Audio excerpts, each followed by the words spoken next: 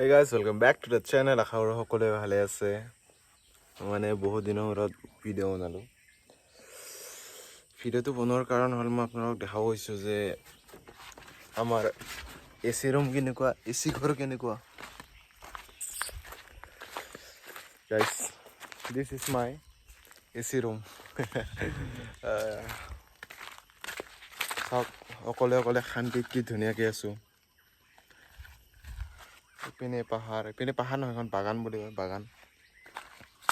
এইফালে পাহাৰ, নেচাৰ, এইফালে চৰাই উৰি আছে।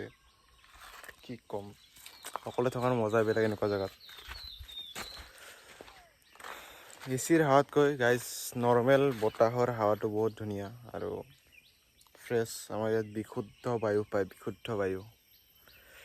চ' আজিলৈ ইমানেই, বহুত দিনৰ মূৰত ভিডিঅ'টো বনালোঁ। Bye bye.